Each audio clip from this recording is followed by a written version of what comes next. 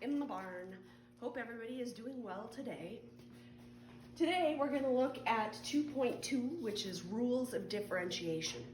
Last time we worked on 2.1, which was the derivative itself and the definition as being the slope of the tangent line.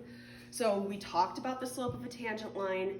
We talked about using the limit formula, the limit of f of x plus h minus f of x all over h in order to find the slope of the tangent line or the derivative.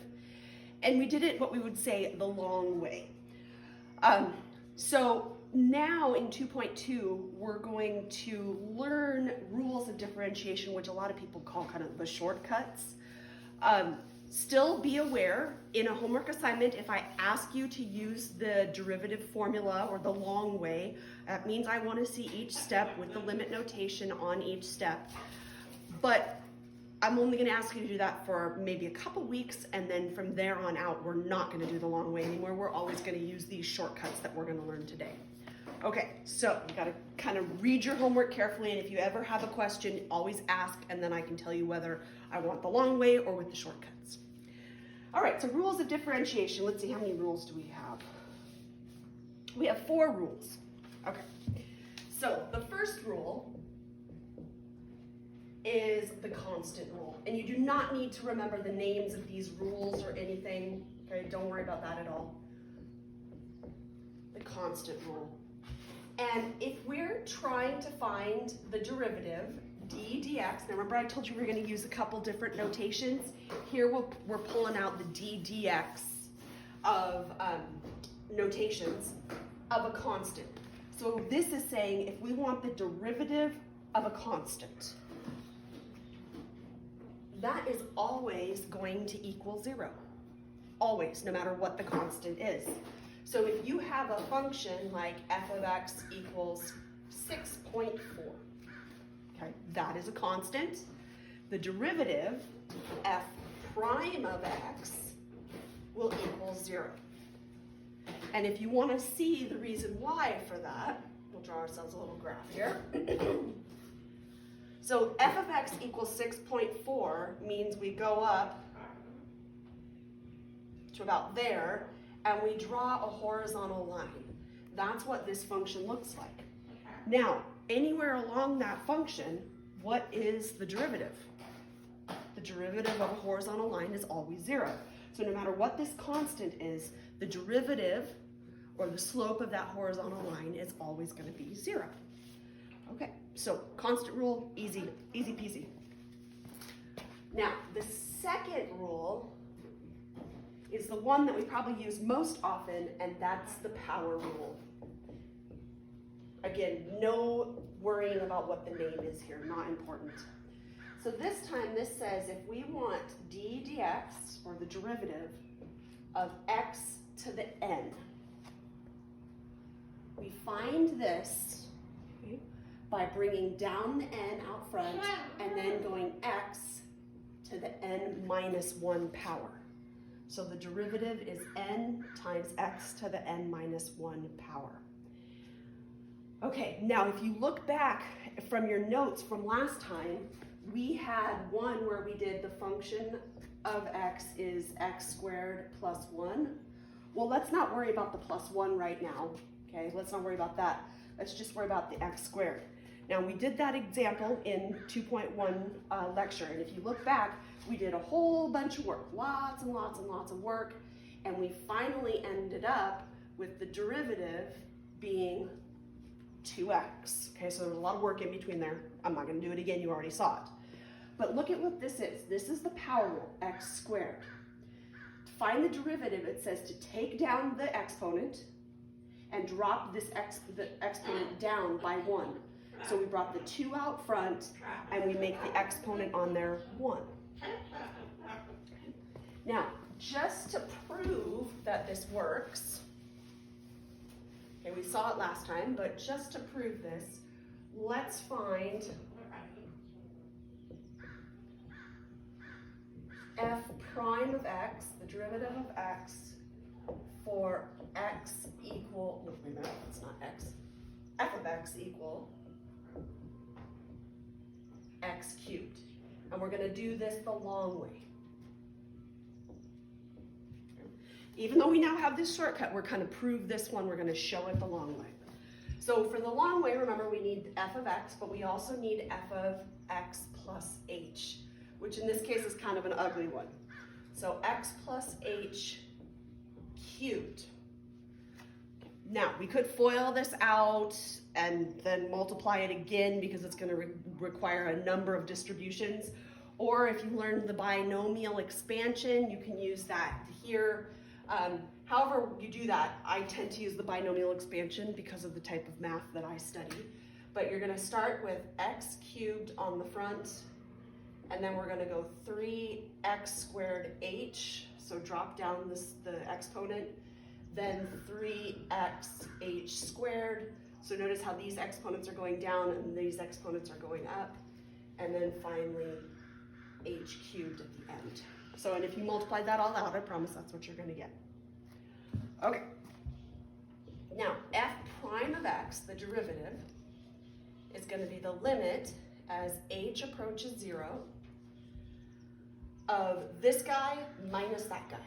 So x cubed plus 3x squared h plus 3x h squared plus h cubed minus x cubed all over h.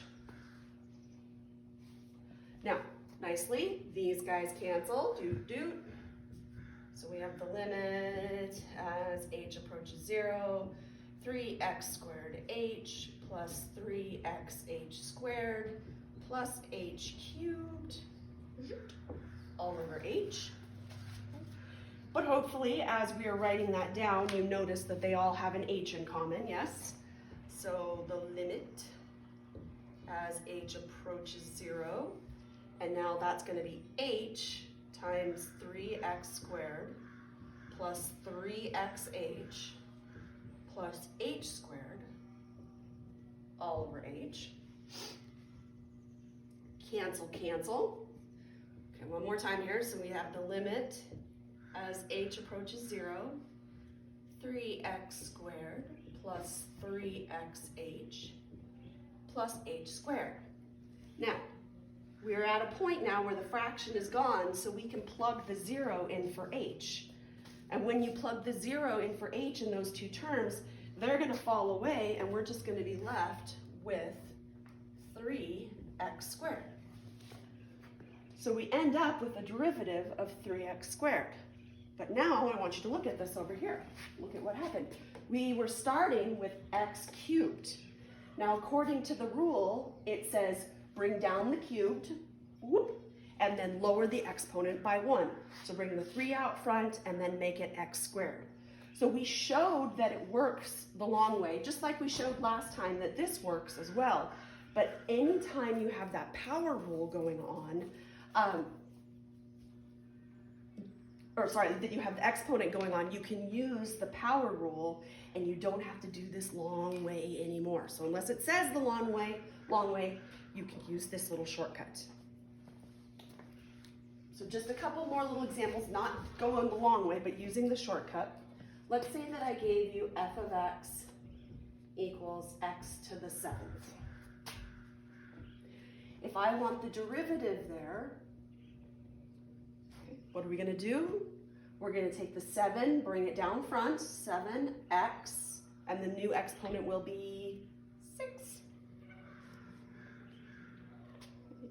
How about g of x equals the square root of x?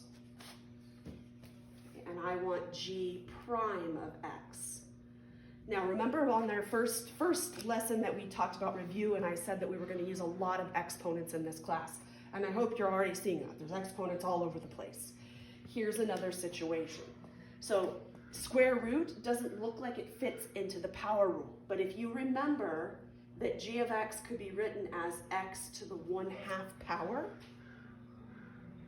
all of a sudden it fits into the power rule. So the power rule says bring the 1/2 down to the front, so the derivative will be 1/2 x. And then we have to subtract 1 to that guy.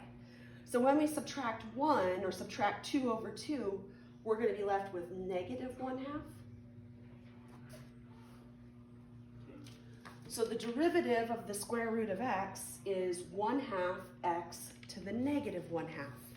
Now we can leave it like this, or if we want, remember that negative takes it and puts it in the denominator. So this would be 1/2 times the square root of x.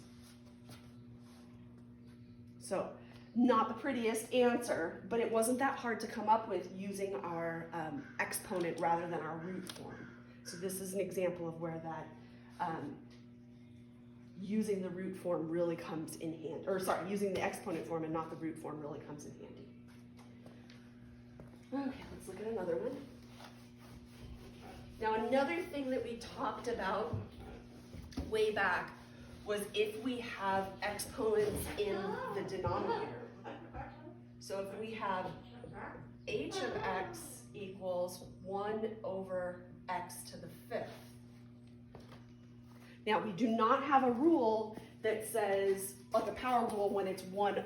The power rule looks like this. So it doesn't work yet.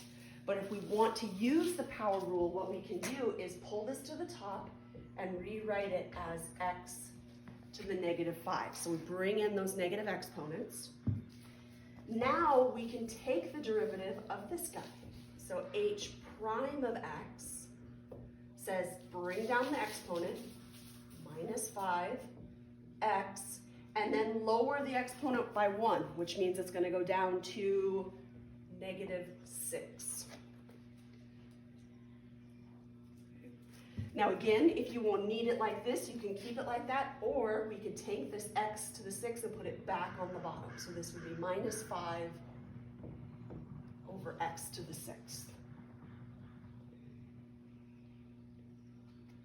So that's using the power rule. So the power rule can be used when you've got negative exponents, it can be used when you have fractional exponents, and it can be used when you have just regular whole number exponents. So definitely the power rule is there. One other value, one that fits into the power rule that we don't kind of see, but I want you to be sure you get, is the most basic, which is just f of x equals x. And with f of x equals x, remember there's like an exponent of 1 going on there, even though it's not really there, it's there. So if we want the derivative here, we bring down the 1, and then this would be x to the 0. But x to the 0 is just another way of writing 1, so this actually just equals 1. So the derivative of just x is 1. Okay, the derivative of x is 1.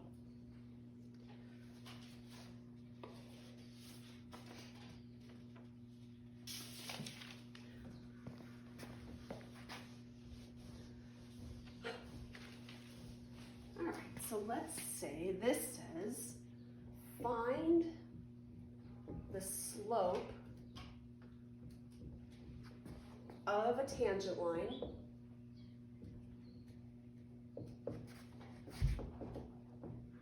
to f of x equals x to the 4th when x is equal to 3.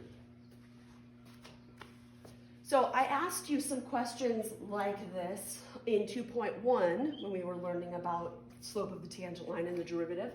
But when we did it there, it took us like the whole board to solve the problem, remember? Now here we can use our little shortcut. So we want the slope of the tangent line, and whenever you hear slope of tangent line, ding, derivative should bounce into your head. We're looking for the derivative, and we can use our shortcut here to find this derivative. So f prime of x, we're going to bring down the 4 and lower the exponent.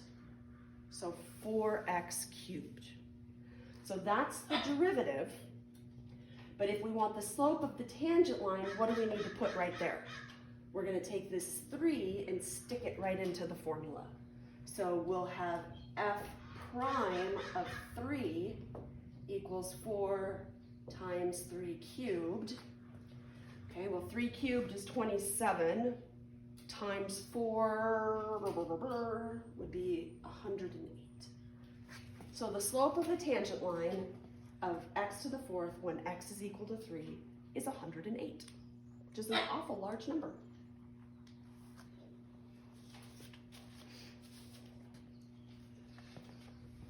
Okay, so like I said, power rule, one of our main go-tos forever and ever and ever. I mean, that's the main one we'll use this whole entire class. Now, the third rule here is called the constant multiple rule.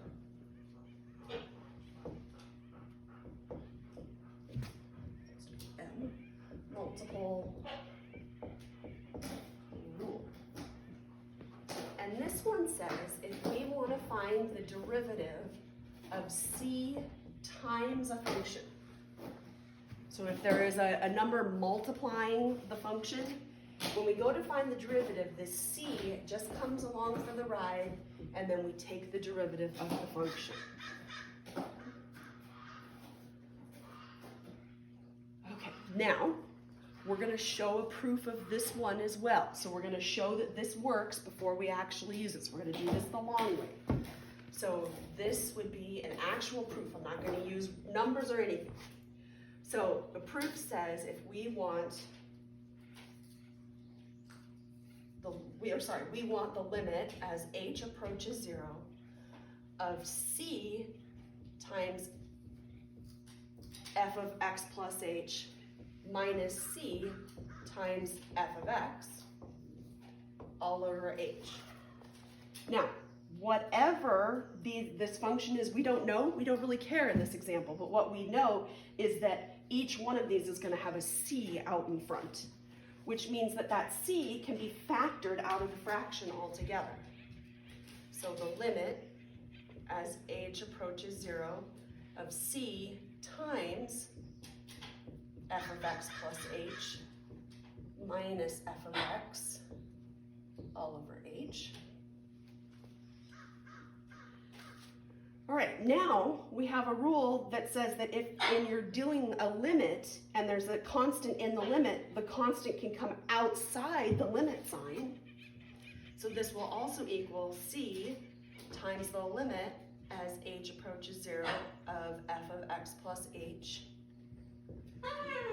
minus f of x all over h. Handsome is saying hi to you, so I'll go get Handsome in a minute, but let's finish this. Now, this guy right there, isn't that f prime of c? So don't we end up with c times f prime of x, okay, which is what we wanted to get. Okay. So Handsome's being very talkative. Handsome, come say hi.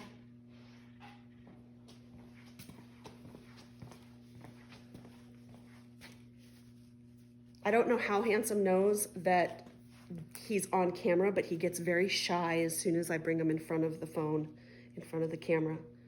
Are you a good boy, Handsome? You are a good boy? So Handsome listens to all of your lectures. So Handsome is a very, very intelligent bird, right? He knows calculus and statistics and algebra and number theory, right? Is that all the classes we've taught? I think so, huh? Oh, and probability. I think that's it. Yeah, smart bird, smart bird. Okay, you're gonna go perch back over here again.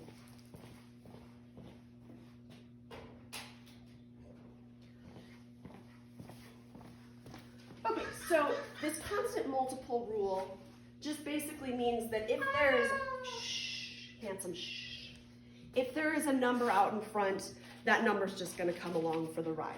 So as an example here, let's say that we had f of x equals 4x to the 5th. Now, if I want the derivative here, this 4 is a constant multiple. It's just hanging out front. So what we're really looking at is the derivative of the x to the 5th. So I'm just going to leave the 4 there, and then we're going to do the derivative of this one. So we'll bring down the 5, and then we'll lower the exponent by 1. So the 4 stays put out front, and then the derivative of this guy is 5x to the 4th. And then we can combine and say that this is 20x to the 4th. So that constant doesn't really affect us at all. So let's say that we had g of x equals 3 times the cube root of x. So first off, we don't want to see the cube root formula because it doesn't really help us when we're finding derivatives. So the best bet would be to write this as x to the 1/3 power. Okay, 1/3 power. And now there's a 3 out front. So when we go to find the derivative, now notice here, we haven't found the derivative yet. We just rewrote this. Now we're going to find the derivative. The 3 just comes along for the ride. Then we bring down the 1/3.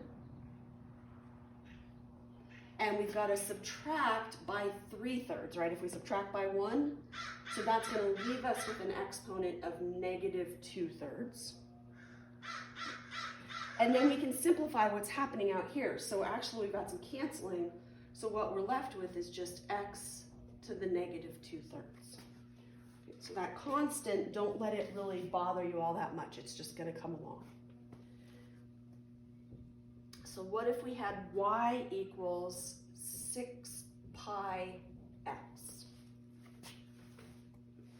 Now remember that the derivative of x itself is just 1, but there's this constant in front of it.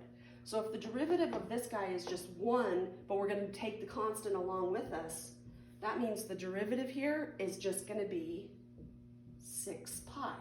And pi is a constant, even though it has variable form. It is just a constant, so that's just an ugly way to say 3.14, but that is, or I guess it's a pretty way to say 3.14, but that is our derivative, so we just take the constant off of the front.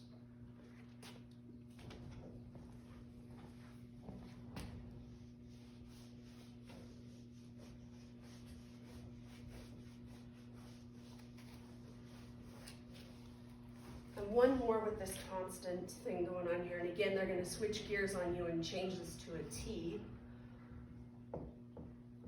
Again, trying to get you ready for word problems. So if we have h of t is t over 4. Now, at first glance, people look at this and they go, oh my God, we've got an ugly fraction. And they think if they need to take the derivative of this, that this is going to be a real challenge. But the over 4 part is just a constant, isn't it? So if we wanted to, we could have written this as 1/4 t.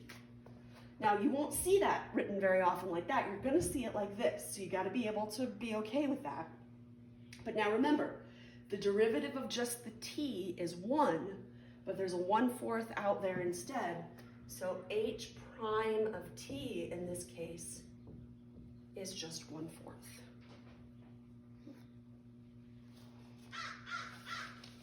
So again, the nice thing about that is that you just bring that constant along. It multiplies in as you go through. So most of you guys will get to the point where you might do this one time where you actually show the 2 steps. But for most of us within at least a day, that 5 is just going to immediately come down with the 4 and make 20. So whenever you're ready to just kind of take that step, you certainly can. Okay. Then our 4th rule that we need here is called the sum and difference rules.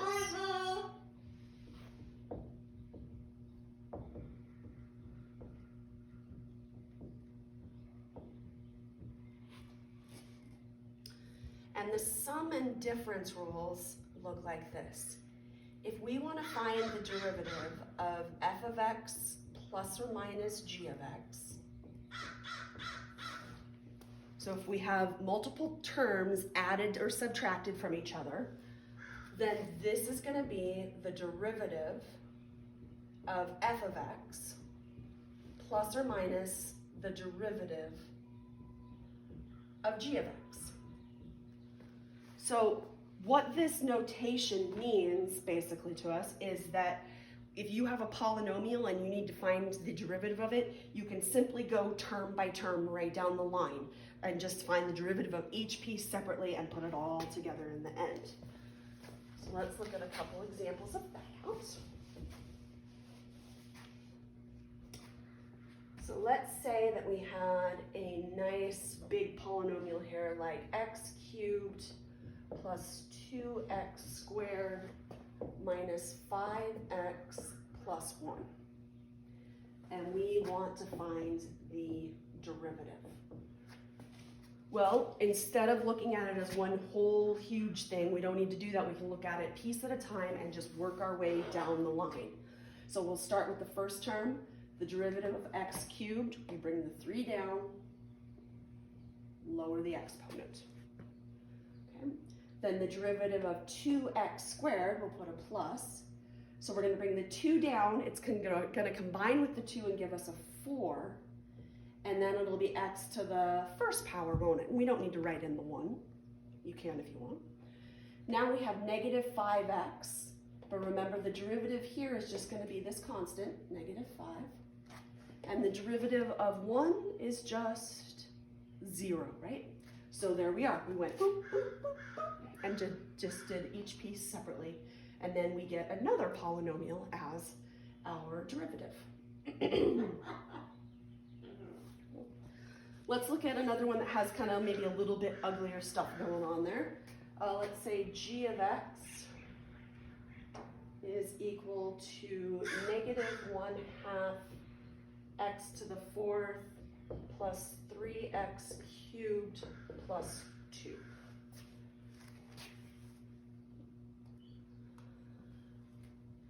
All right, if we want the derivative of this guy then, now remember, this guy's going to come along and this 4 is going to come down. Now some of you may see that division right off the bat. If you don't, just bring the 4 down, but leave the over 2 there.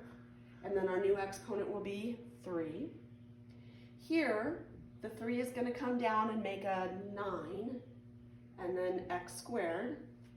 And then that guy again is going to be 0.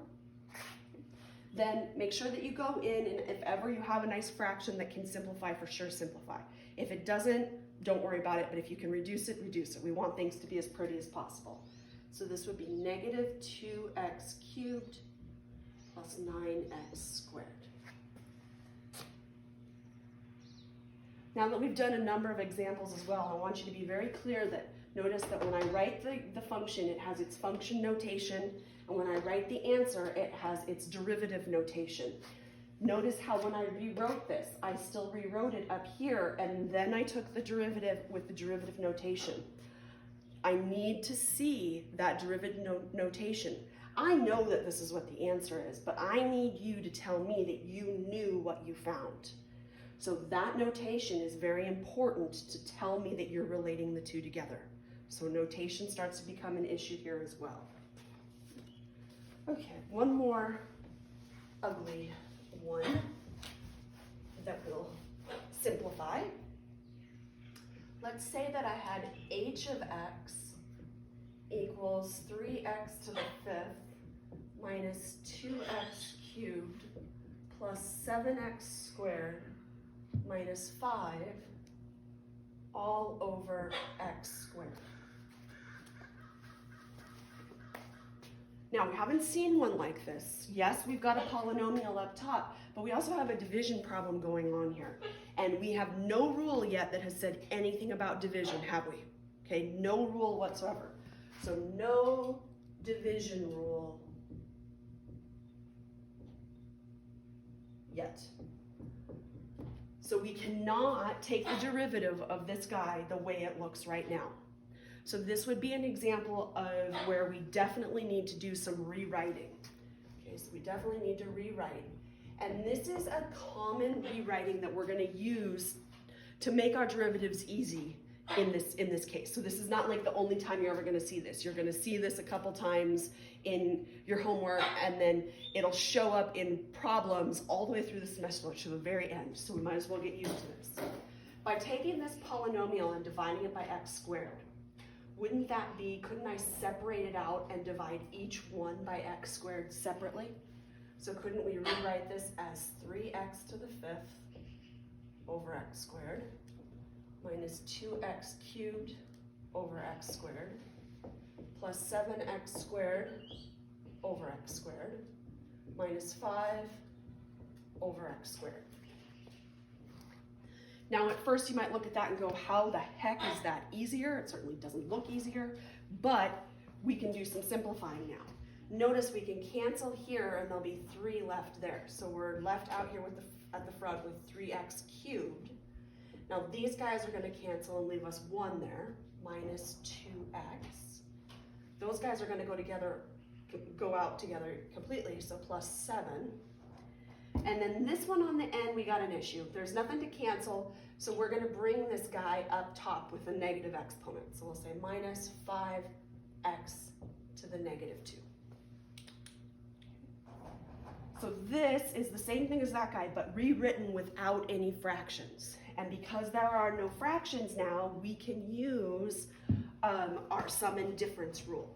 So notice this is all h of x. Now I'm ready to find the derivative, so I'll say h prime of x equals, bring the 3 down, so we'll get 9x squared. Then this is just negative 2x, so the derivative is just going to be negative 2. The derivative of this guy is 0, so it goes away. And then here at the end, the derivative on this guy, bring the negative 2 down, which is going to make a positive 10 x to the negative 3, right? Bring that down one more. Look okay?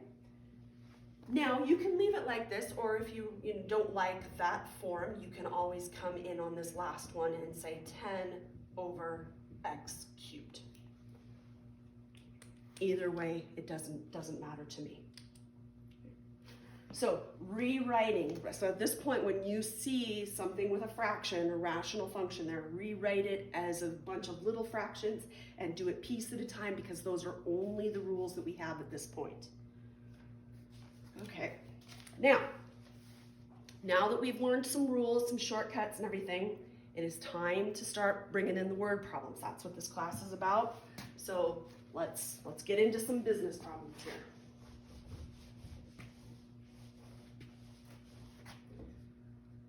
So this says, from 2001 to 2013, the sales per share, which they are going to let be capital S, for Walmart is S equals 0.1655 t squared plus 6.129 t plus 42.04, where t is going to be between 1 and 13. So t stands for time between 1 and 13 years.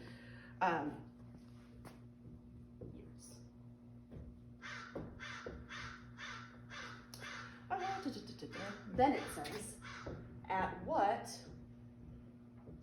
rate were Walmart sales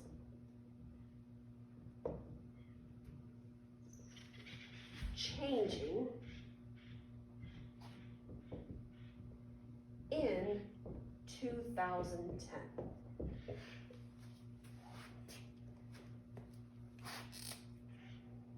So there's the question. So we're given a function, and they've given us a domain on there. Again, these business functions are almost always going to have a time period or an allowance of money or an allowance of units. How many units can we supply, that kind of thing. So we've got our time period. And then it says, at what rate were Walmart sales changing?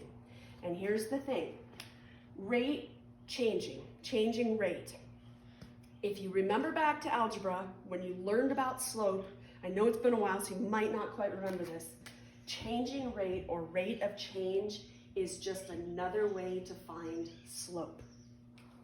So whenever you read a word problem and it says rate of change in there somewhere, rate that's changing rate, basically that's telling you slope. And in calculus, whenever something says slope, we are immediately supposed to think derivative. So we have a function. If we want the rate of change, it means we need to take the derivative.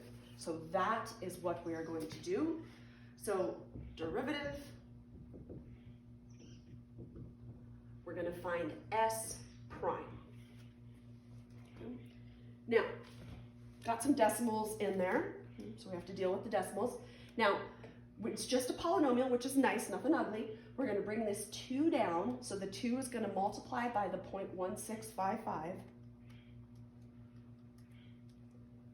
which gives us 0.331t, and then our new exponent is just 1. Now this guy is just a t, so that means the derivative of this is just this constant, plus 6.129. And the derivative of this guy at the end is just 0, right? Because it's a constant. So that's our derivative, okay? 0.331t plus 6.129. So we've started the problem by finding the derivative, but then it asked us to find the rate of change in 2010. Okay, well, in 2010 means that we have a t that's in our domain here. Now, does it mean that we're going to plug in 2010 right there? No, we're not. We're going to plug in t equals just the 10. Don't put the 2010 in there or your sales are going to go through the roof, which I suppose would be nice, but not true.